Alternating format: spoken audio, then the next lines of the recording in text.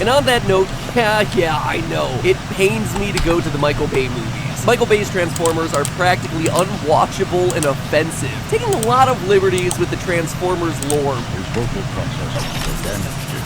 But the fact of the matter is that the movies give us the most concrete scientific clues about what these guys are actually made out of. So if we're going to take a look at the real-world technology behind these things, well, this is going to be the best route to take. So this theory is going to focus on Transformium, and from there we're going to see how close we are to making our own Optimus Prime. And the fact of the matter is the technology is really cool, so let's all just agree to get along here in the name of science. Okay? So in Age of Extinction, humans have gotten pretty sick of alien robots destroying their cities when they fight each other. So the US government starts trying to make their own Transformers. The scientists crack the code of how to work with Transformium, and boom! Man-made Transformer. So how far am I from being able to make my own bodyguard/camper van? Well, let's take a look at what we know about Transformium. Roll out the tape. A rare earth metal, molecularly unstable, industrial uses.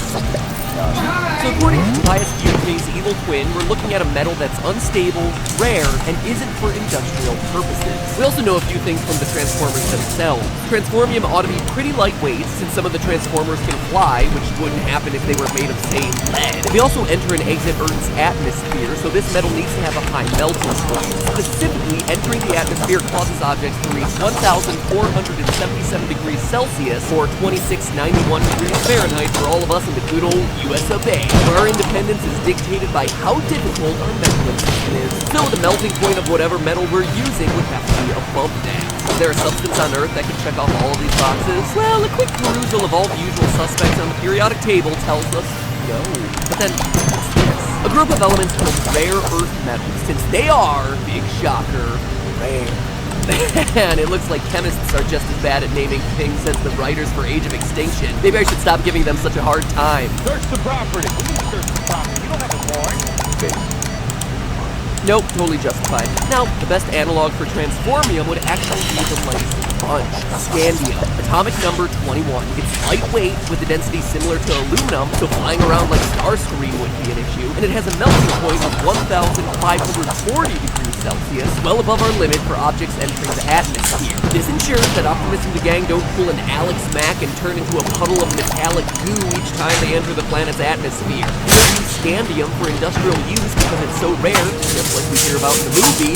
Scandium even looks like the Transformium that we see in Age of Extinction. On a chemical level, the penguins? Start making Yes, I'm fighting penguins again. Scandium would actually be a really good, really accurate cannon. And while that's all well and good, it's far from the whole equation. Because the big challenge of Transformium isn't the chemistry, it's physics. The problem with creating Optimus Prime is creating something that looks like his truck form. That's just a truck. We want a substance that can mutate itself. How did this happen, practically Caleb? anything. And as it turns out, advances in robotics are making Transformium look less like a pipe dream and more like an inevitability. In fact, the building blocks are already here. For example, we already have machines that can react to their environments as I have it. These are called self-configuring Don't you have a ranged modular weapon? robots, and they can change shapes, walk, and in some cases even fly. Just take a look at the M-Tran 3. And it's a self-configuring modular robot made of interlocking I can parts see the paper in it. and movement at will. As you can see here, it's arranged itself into a long chain that moves by undulating like a caterpillar. But it can also form a lattice, grow legs, even walk away. Sure, it's rudimentary, but let's face it, it already looks a lot better than those walking domino blocks that we saw in Interstellar. In both the real world and the Transformers universe, the robot is changing its appearance to 10% of best suit the pixels purpose lost. it needs to fulfill. Now, you might think this You thing don't want is the slow, tentacle as your unimpressive, pet. and looks No. like miniature plastic AT-AT You from forget Empire you had Strikes that? Back than a Transformer. But keep in mind that the M-Tran 3 debuted at a robotics expo in 2005. In 2005, the Nintendo Wii and the iPhone 1 were things of the future. More recently, we've had M-Blocks. Small cubes that self-assemble without Yeah, legs, you're losing wheels, breath. or any external parts. I know. Just cubes that can hop around and assemble on their own You don't with have the nothing air more than one? magnets. No. Still, if we're I looking do. for something like Transformium, we would need robots that are smaller, faster, and more versatile than these self-configuring modular robots. Transformium, as we see in the movie, is programmable. It has a Hurry, memory. TP back up. Programmable matter might seem way out of our collective human league, but scientists are actually developing exactly that in a branch of nanotechnology Stay away. tiny tentacle. Think of Playtronics as a mix of robotics and computer science. Playtronics uses a system of very small programmable computers known as Playtronic atoms or catoms, working in conjunction You're being the with way each other to behind. create three-dimensional objects Actually, that you're the computer ahead of can me interact with. So in, imagine you're like, all the Skyping or missions and FaceTiming stuff, someone a few years but I'm in the ahead of future. you Right now, on all you're going to get is a upgrades. two-dimensional feed of the person you're talking to. You got the double Playtronics jump? would make it possible for your device to do a full body Got the scan double of the jump, person Caleb? you're talking No. to, recreate got them the, out of atoms, and then put yeah, a the dash three-dimensional one, version double of the jump, person morph right ball, next to you and in your ability very to room. breathe. And then when the To, catoms are done being your friend, they could do potentially the transform breathing back into a without air. couch or a table or television. The possibilities truly are Breathe endless without air. here. You know those cool I nanobots can do from that Big Hero now. 6? Yeah, it's kind of like that. And here's the kicker. Even though it seems like this sort of technology should be decades, if not centuries away, experts think we're pretty close right now. How do you get An those? article from the Institute of From the same Ethics guy and you get the Emerging dash thing Technologies in from. 2014 Yeah, but says how? that researchers at Yeah, National Labs you need are to bring him, projecting like, basic gold electronic bars, products silver to bars, market by iron. the year 2020. And researchers at Carnegie Mellon University Are are you making still doing the noteworthy one where I have to progress. scan They for produce electromagnetic stuff? Yeah, I don't know. Where is that? and I reconfigure don't know themselves either. in a You just span of scan 1/10 around of a second. So for just give it a stuff. few more years and shape-shifting programmable matter, just like Transformium, could be in your very living room.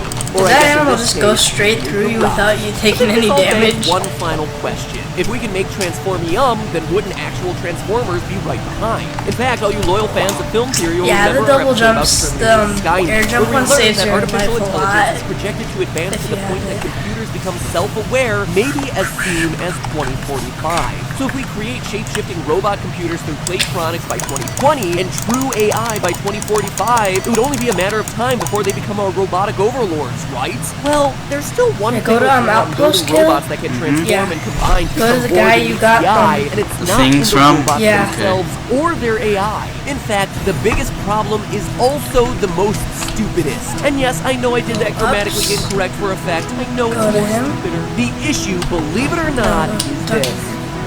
Oh yeah, no, hold on. That's Kim, right, go to your friends. There's missions. One big issue holding Guess back you already the talked advent to of me. Transformers Go to your in the missions. real world, and it's a problem that we face Oh, all our over lives. here? Batteries Quests? aren't included. Yeah. Right Yes, there. From the days of your battery-draining Super Scope Bring 6, 10 your silver bars. And silver bars. Okay. That's easy. Just find to the one line silver you or say duplicate yourself. it. Yeah. Every single day, I need to go charge my phone. Batteries are what are holding us back. I the need to most. charge my Even though our circuits batteries. are going micro scale and our computers are getting more and more powerful. What? I can't say the Battery. same about batteries. That one has Okay, I can go to We've silver on seen here, this is fine. Trillion-fold increase Do you in have, computing like, a power. silver That's no ingot with exaggeration, you? a literal Or you haven't found one I yet? don't think I found one. I'm just gonna let me find one Since first. 2007, Then I'll You get just it. go phone battery duplicate, life has only duplicate, improved by 20%, duplicate, and the size of the thing is duplicate. still relatively huge compared to the size of the phone. The problem isn't creating Transformers, it's powering them. Entirely new power source systems just don't exist for these sorts of super advanced robot AI hybrids, and it's standing between us and the Do you know where Transformer Dad's revolution, my husband friend. is? Well, at least My until friend they I would become be our on overlords and Roblox start today. harvesting human electrical potential to fuel them like the Matrix. I mean, what? But hey, that's just a theory. A film Do I have a theory. ranged weapon? And cut.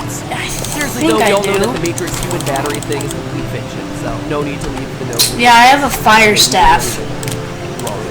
So if you're a fan of film theories like this one, then you must like the What it idea is, of it's like bringing normal, fictional worlds into real life. Well, if that's the case, then you should It's like click a normal right here thing to where, check like, out you my poke series, things, Game Lab, over But at since it's Game two-handed, like where if we I take hold the down same the right idea, click, but do it to it like spins around and I can Even if you shoot don't like video games, I promise flame you're gonna get a ring. kick out of this one. If you like A fantasy ring of movies, fires. well then check out the episode where we siege a castle. I could be shooting the ring of fires. How about action movies? Watch us defuse a bomb. Opening the box now. Like Matrix, then you're gonna get a kick out of the hacker episode. You gain access to a network, and from there you keep on doing what? People doing dumb stuff with animals? Well, watch me ride an ostrich. You are fast and going in the completely wrong direction. This is insane! It's on YouTube Red, but all the episodes are out right now, so if you get a free trial, you can binge them all over the weekend and then, you know, decide what you want to do with your subscription going forward. I'm not going to tell you what to do. To cancel. To be overwhelmed by the amount of quality YouTube Red programming, though, and stick with that subscription. I I just really want you to watch the show. That's really all I care about. In fact, the Trivia Awards just nominated the series as the best non-fiction series on the internet, which is a huge honor and points to how much hard work went into it. So if you checked it out, honestly, I'd really appreciate it. Just click this ostrich. Trying to find some silver dish. We're going to the final frontier. Look at that. Oh, this is, oh yeah, it's clay, okay.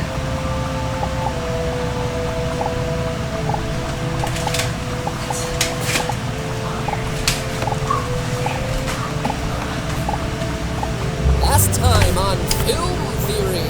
So there you have it. All three Jokers fit cleanly into the three Joker comic. Wait, whoa, But whoa. then that prompts the question. Now that Jared Leto is playing the Joker in Suicide Squad, is he a whole new character, or which Joker line would he be continuing? Mobius Chair, tell me, who is Jared Leto's Joker? Today, the thrilling conclusion. No, rip me. Let me see if I have any silk.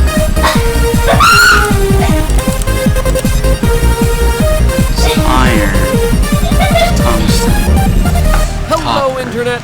Welcome to Film Theory, with an episode that's gonna spend more time analyzing the Joker's Suicide Squad appearance than the time he actually spent on screen in the movie. Seriously, it was like, Harley, I'm coming for you in a helicopter. Never mind. We'll see you next movie. But don't let the brevity of his appearance fool you. He's probably the most important part of the film, and definitely a whole lot more important than that hula dancing enchantress, because his connection to the three Joker theory leaves the door wide open to some huge revelations about the DC film universe and where it might be headed next. Last time we took a look at the three Joker theory, the fact that the three live-action versions of the Joker from the movies perfectly correspond to the huge reveal in DC Comics that there were three different Jokers running amok. There's the Jack Nicholson Joker from the Golden Age, the mob boss mass murderer, the Cesar Romero Joker from the Silver Age of comics, the bank heisting prankster, and the Heath Ledger Joker from the Bronze Age and Modern Age of comics, the psychopathic agent of chaos. If you haven't seen that last episode, click on this bad signal and grapple hook your way over to that video. But now we tackle the fourth and final live-action Joker, Suicide Squad's Jared Leto. How does he fit into all this? Well, it turns out that Jared Leto isn't a new Joker at all. He's just a reboot of one of the prior versions we've already seen. So the question is, which Joker is he?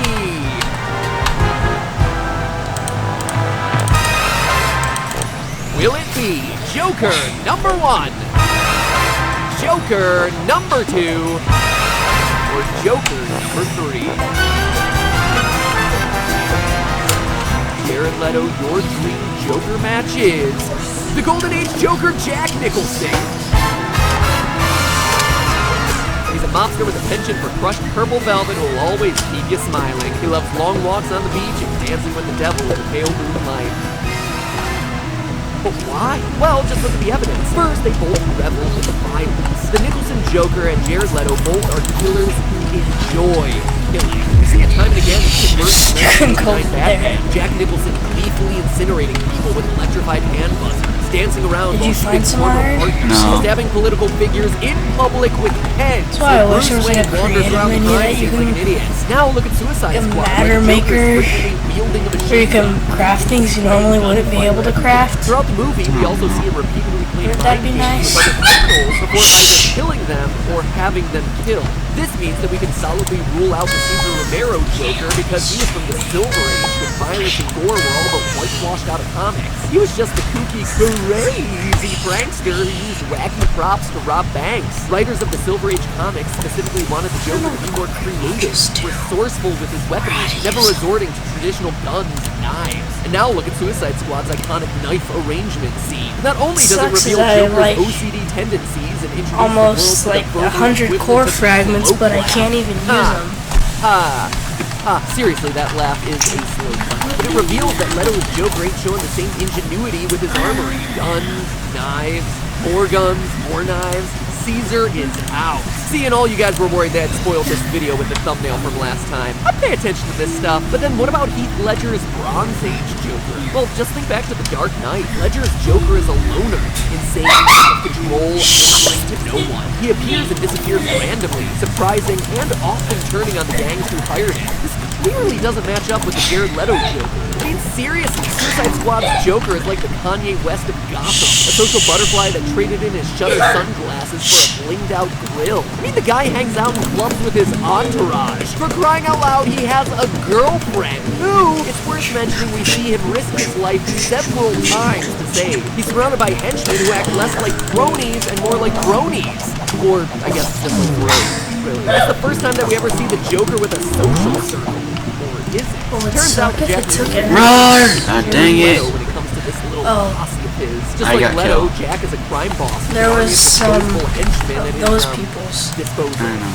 In fact, both are mob bosses who rule over organized crime in Gotham. They mobilize huge efforts to do things like attack art museums or break into maximum security prisons. And the important part about all of this is that these activities have literally nothing to do with Batman. In fact, Batman's only role there is to get in the way of everything. For Heath Ledger's Joker, his goals only ever revolve around Batman. It goes back to what we talked about last episode. The Bronze Age Joker is totally dependent on Batman. The yin to his yang, the sunny to his share. The third pairing that should be funny and isn't coming to mind right now. I've actually found a floor on, crimes and schemes planned, and Batman pronounced is only Floron, a right? to completing them. Florian? So, Yeah, I found a Florian underground Joker once. is the reinvention of the Golden Age OG Joker of the comics, ridding Jack Nicholson. I used to have a gun like that he has. I had a gun like that that he once. went into the Golden Age origins of the character when deciding how the Joker would fit into the scene. Those guys take What? I hear you say. forever to It's worth me to kill. wait on a cliffhanger just for this.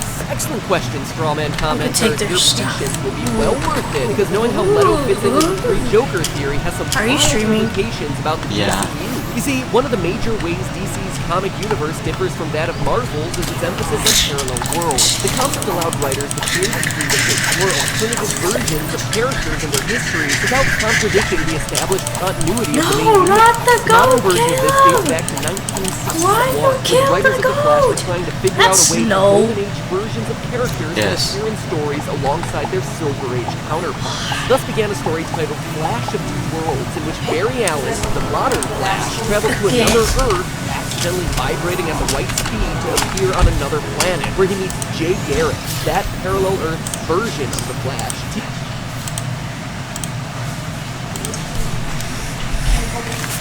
I will, Mom. Don't worry.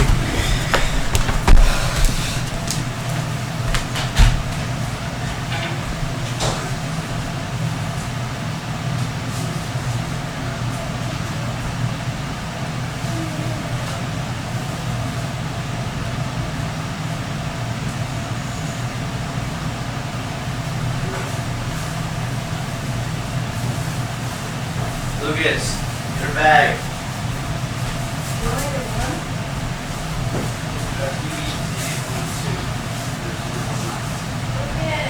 Lucas, back. Goog.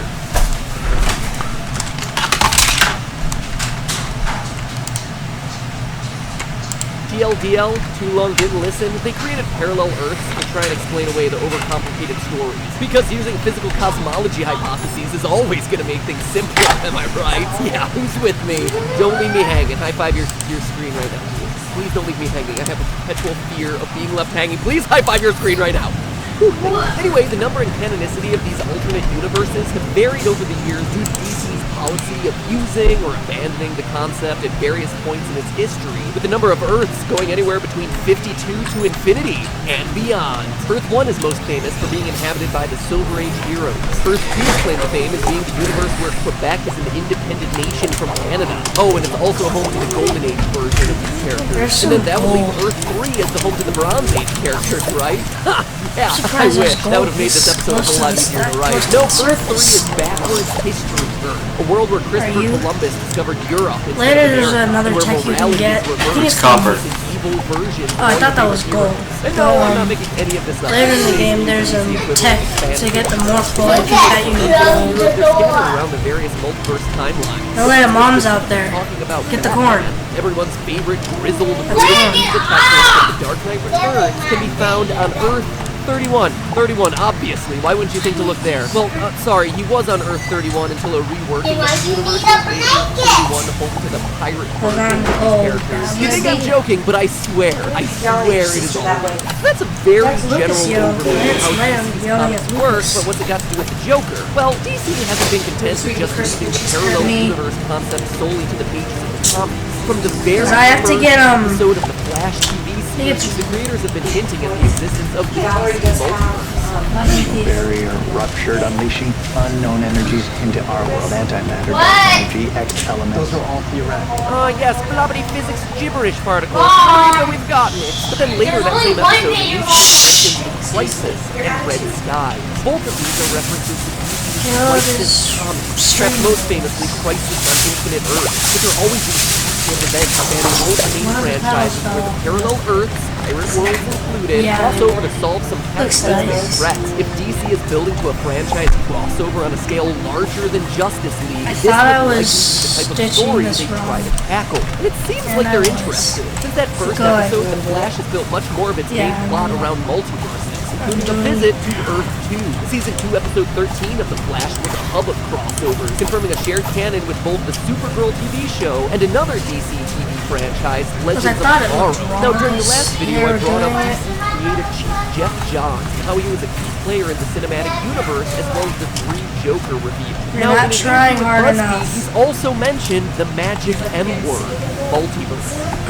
Well, Arrow and Flash are the same universe, and we get a lot of great story out of that, especially when we have episodes that cross them over. That's also where our superhero universe lives. We look at it as the multiverse. We have our TV universe and our film universe, but they all coexist. So clearly, the groundwork for a DC multiverse There's iron or exists, silver and it's on right their there. mind. Silver. Then you have Darkseid. As hinted at as one of Batman's fever dreams in Batman v Superman, the heroes will soon be forced to fight against a villain whose signature is the Omega symbol, one of the biggest baddies in just go back and duplicate it now. antagonist to the Justice League, Darkseid. So very clearly we know that this guy's coming, but based on the comics, we also know that he's a villain who just so happens to cross multiverses quite frequently, and has been known to kill off some major players on some of these versions of Earth.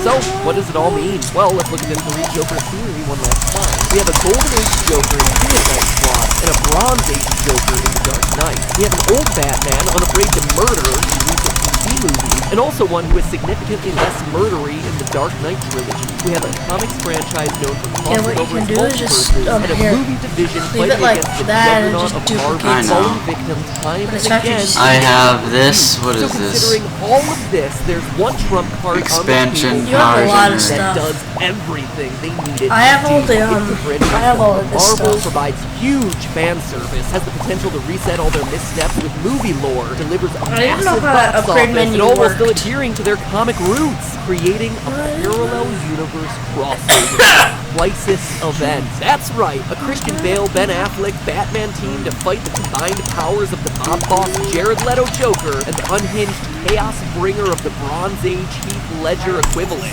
Sure, only Marvel do has need its 10. Avengers, it's just the Justice League with different faces, but an inter-series crossover where I multiple guess you can generations make of some actors silver play the same character armor. team up, it's the one thing DC has that Marvel doesn't. Golden Age crossing over with Bronze Age, crossing over with Silver Age for that Silver matter. armor and all Who that good would love to stuff. see Christopher Reeve, film's most iconic Superman, reminisce with the Man of Steel over their Please parallel kill me. universe Marthas? Everyone loves talking about their mothers so much, and I get goosebumps just thinking about a lineup of Batman doing a slow-motion hero walk. Keaton, Clooney, Kilmer, Affleck, Bale, West. Heck, you're on a kid from Gotham and Lego Batman. He's got a movie coming up too. Who wouldn't want to see that? It's like those episodes of Power Rangers where all the past seasons get it's together called to do Pulse one Jump. massive battle, Pulse Jump. except with Batman and versions of the Joker. Heck, while you're at it, throw in They Superman disabled teaming up the with use of Pirate the, Superman Pulse fight jump Super tech, Soldier. take a Long space story marvel short, the table is set for an Yeah, intra they character removed the crossover. ability to use your dash tech. I know.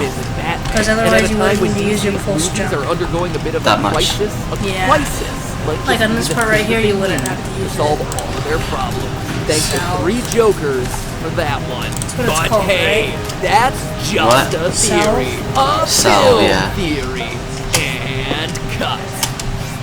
speaking of epic crossovers, check out my dear friends over at the Wisecrack channel, who just did a video about Batman v Superman that got me to look at the whole movie in a completely that was my new fault. light. I mean, have you ever stopped to You didn't know consider how to that the do that? movie is commenting on the similarities between I Lex didn't know how to Luthor do and that the first Batman? time, too. I didn't either, but their video does an amazing job making it seem like this movie had a lot more meaning behind it than it actually does. I mean, it's still a convoluted mess, but it's almost like they intended it to have a deeper message, one that the Wisecrack team will make you truly appreciate. So make sure that you Seal. Superman slap that button right there. Tell Tell them that Matt Pat sent you. Proves that I have value in life. But in all seriousness, guys, if you enjoyed this channel, See you again. please See you. I check out think this one is Wisecrack. They're one of the few gold. channels on YouTube that really do an amazing job of finding the balance between educational content, but also videos that are funny. That one is to get the morph ball, like the morph. For a limited time, a Frosty is just 50 Then you'll be cents. up to date on my text. This is copper, coal. Straw. I'll stick with the You have fries. gold ore? I don't think I have any gold Won't ore. be around forever. Make sure you get it before it's Copper, gone. iron, coal. I don't have any gold. See if my current planet has gold on it. It does. It does. Just have to dig. Did you know? Deeper. Jared Leto was heavily committed to his portrayal of the Joker in Don't Suicide hurt Squad. me. Leto Don't absolutely hurt refused to me. speak to or see his co-stars outside of filming on set. This distance was to keep Leto focused on the role and to make sure everyone on set saw him as nothing but the Joker. And it worked. So much so that Will Smith still doesn't know what Leto is like in real life. Leto even sent gifts from the Joker to his fellow squad members. He gave Margot Robbie a love letter and a black box with a live rat inside. He also sent actual bullets to Will Smith, and a video along with a dead hog to everyone else. The video explained why he refused to join the cast in preparations for the film. Adam Beach, who played Slipknot in the movie, was shocked when he watched the video. Beach explained that, basically what Leto said was, "Guys, I can't be there, but I want you to know I'm doing my work as hard as you guys." The video he showed is in character. It blew our minds away. Then we realized that day, this is real. Leto described playing the Joker as an amazing opportunity, but one that took a huge toll on him. Leto said, "There was definitely a period of detachment. I took a pretty deep dive, but this was a unique opportunity and I couldn't imagine doing it another way. It was fun playing The with only time psychological games. enemies But at are the same useful time, it when was they're very still painful, alive in like giving birth Terraria out of my sometimes. Along Or with at the sending right rats time to when they're in people, the right Leto spot when also you're called the falling. actors who played Joker's henchmen in Because the movie enemies in at Terraria random will times of the sometimes day break your and fall. ordered them to fill their backpacks with 9-inch nails and to spray paint roses black. Leto's Joker, who is presumed to be much older than he looks and has battled Batman for several years already, draws inspirations from modern Mexican cartel heads.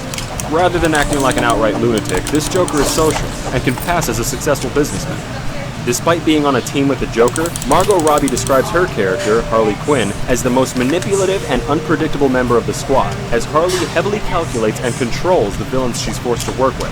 Robbie said she also used to be a psychiatrist, so she has an extensive knowledge of mental illnesses and how to manipulate people. She has a lot of knowledge on how to profile people, pick their triggers, and as Harley Quinn, she kind of utilizes that to manipulate people and mess with them. And she definitely does that with the squad. She's always picking someone to be dissecting and playing off and messing with. Many of Suicide Squad's actors went the extra mile with their performances. For Will Smith's portrayal of the sharpshooter Deadshot, Smith shaved his head and spent time training with Navy SEALs and Army Rangers. A good number of the cast and crew also got squad tattoos to commemorate the experience. Enchantress actor Cara Delevingne was one of the first people who met with director David Ayer to audition for the movie. But since it was so early in the process, the film had no script for her to read from. She instead read from the play Who's Afraid of Virginia Woolf, which is about two people playing mind games with each other and the people around them. She was asked to read in several different ways to reflect the Enchantress's split personality. The audition went well, but by the time Delevingne finished performing, she was ready to actually beat people up. Delevingne said, "David has a very amazing skill of riling up a lot of emotion in you. So by the time I left, I literally wanted to kill someone. I was so angry." Preparations and filming for Suicide Squad were so intense that David Ayer brought an on-set therapist to help his cast avoid going too far for their roles. Ayer wants realism and authenticity in his films, making sure his cast gives their all for their characters, no matter how tortured or demented. But he made sure that actors like Jared Leto and Margot Robbie didn't end up taking their work home with them. Ayer's dedication to realism went so far that he refused to use computer graphics to portray Killer Croc, and instead went with traditional makeup and prosthetics. It took several hours to get actor Adewale Kinu-Agbaje into full makeup. Adewale said, "The head and shoulders are prosthetics that were glued onto my face, and then the body down was painted. It took about 5 hours to do, but it was something that was a challenge that I was up for because I wanted to set a new standard for what can be done with prosthetics. We could have easily CGI'd this, but David Ayer was insistent on there being an actor to bring out the soul of the character. Killer Croc is a fully fledged criminal in the movie and one of the more dangerous villains. For research, Adewale observed real crocodiles, and the team incorporated some of the fighting techniques they used to kill their prey into the movie. He also did research on cannibalism, as Killer Croc loves to eat people. David Ayer's previous work on Fury, Sabotage, and End of Watch were sources of inspiration while making Suicide Squad. Ayer described his time making Fury as something that opened his eyes to world creation, and making a world about a motley crew of characters that have to work together. His basic plan was for Suicide Squad to be Dirty Dozen, but with supervillains. There are several ways that Batman vs. Superman and Suicide Squad connect to each other. In an interview with Empire, director Zack Snyder revealed that pretty much every member of the Suicide Squad hates Batman and has a vendetta against him. In fact, they are super criminal inmates of Bel Rev Prison because of Batman. This goes with the new, different portrayal of Ben Affleck's Batman, one who has been fighting crime for decades and has a long, troubled history with villains like the Joker. Have you ever wanted to get into filmmaking but don't know how? You can change that with Full Sail University. Full Sail have degree courses that teach the entire process of creating a movie and can be completed on campus or online. Through their courses, you'll learn industry standards and even get to work with professional-grade equipment. Their undergraduate film program offers a comprehensive look at filmmaking and helps you decide if you want to be a director, video editor, or even a set decorator or camera operator. But if you already have experience and know the direction you want to take, you can build a graduate-level portfolio and refine your skills with Full Sail's graduate degree course in film. Full Sail University is held in high regard, and their graduates have gone on to work on blockbusters like Avengers Age of Ultron and Jurassic World. If working in film is something you want to pursue, visit fullsail.edu/TFT to learn more about their range of courses. Make sure you subscribe for more facts and trivia, and if you like this video, give it a like. If you want more superhero trivia, check out the Did You Know Movies video on the Dark Knight trilogy.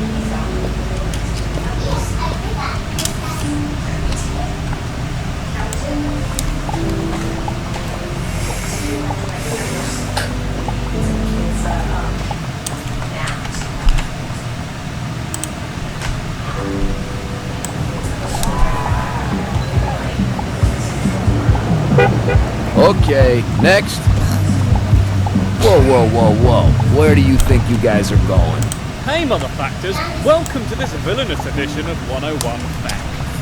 I'm Sam, and I'm here today to give you the debrief on Task Force X, a gang of despicable bad guys who have to come together to save the world, even though all of their mothers probably aren't named Martha.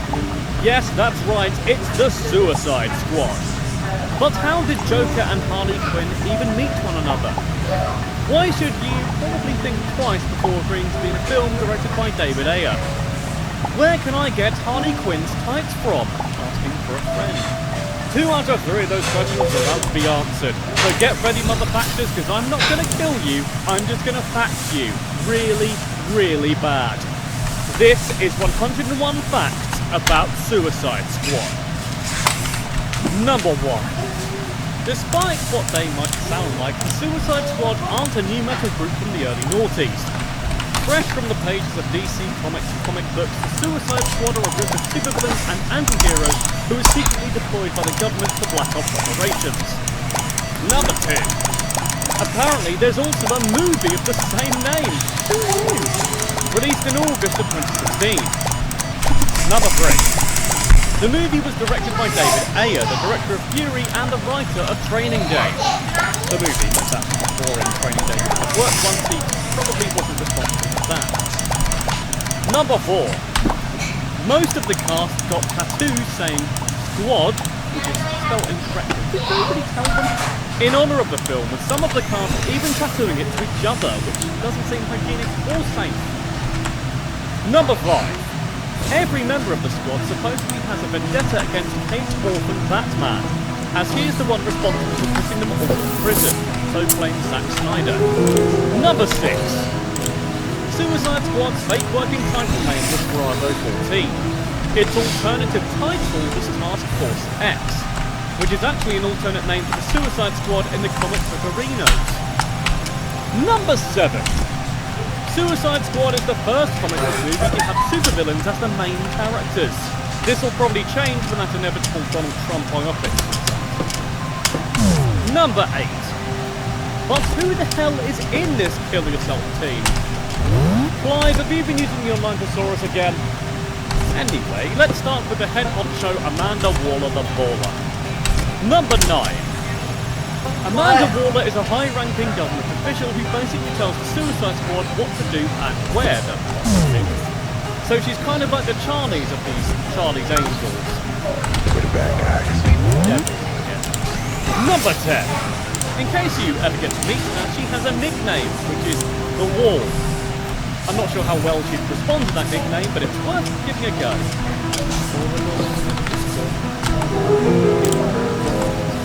Number 11. She's played in the movie version by actress Viola Davis. Giving out the Cars enthusiast Oprah Winfrey wasn't so considered, but Davis's role in How to Get Away with Murder was what swung it her way. Number 12.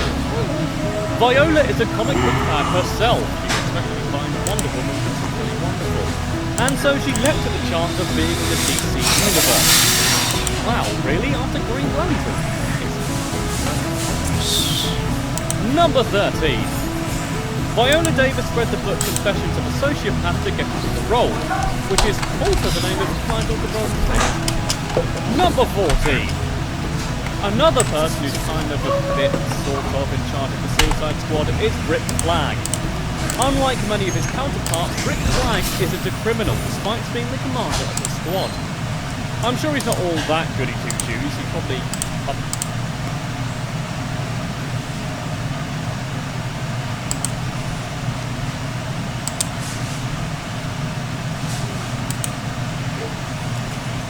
What's us? Your new birth certificate. I had your name legally changed. Dolores.